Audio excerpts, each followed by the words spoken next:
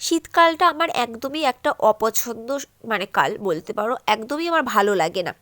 কারণ শীতকালে আমি কোনো কিছু করেই শান্তি পাই না, না খেয়ে শান্তি, না বসে শান্তি, না শুয়ে শান্তি, না কোথাও গিয়ে শান্তি। আমি শান্তিটাকেই খুঁজে পাই না।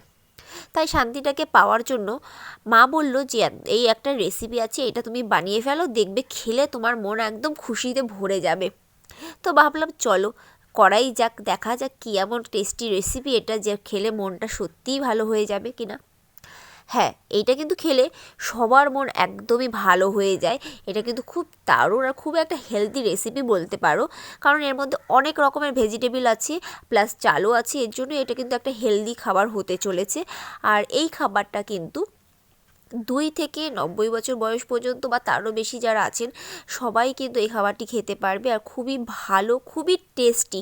আমার ছেলেটা তো এই খাবারটা খুবই মানে মজা করে খেয়েছে বলতে পারো, কারণ আমি ওকে লাস্টে দেখবে তোমরা হয়তো আমরা খেতে দিয়েছি, খাবার নিচ্ছিলাম তো ও কিন্তু খুবই মজা করে খেয়েছে। তোমরা কিন্তু তোমাদের বাচ্চার জন্য এরকম একটা রেসিপি বাড়িতে অনায়াসে করতে পারো, প্লাস তোমরা সবাই মিলে খেতে পারো।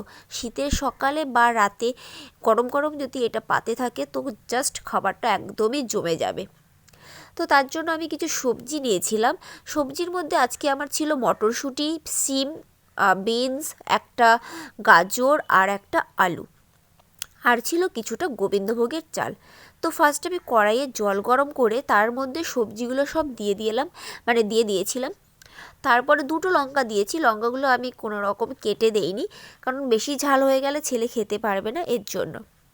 তারপরে আমি চাল দিলাম, যখন সবজিটা ভালো করে ফুটে উঠেছে তার মধ্যে আমি চাল অ্যাড করেছি, আর এরপর আমি পরিমাণ মতো নুন দিয়ে ভালো করে মিশিয়ে নিচ্ছি।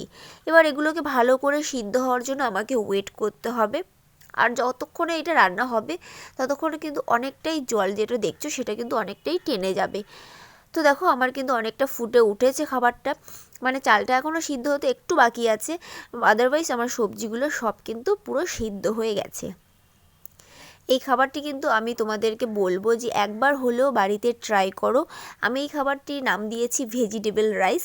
তো তোমরা কী নাম দিলে ভালো হতো অবশ্যই কিন্তু কমেন্টে জানিও, আর একবার হলেও ট্রাই করো। আশা করি তোমরা এই খাবারটির প্রেমে পড়ে যাবে, কারণ আমি তো খুবই ভালোবাসি গোবিন্দভোগের চালের যে কোনো খাবার আমার খুবই প্রিয়।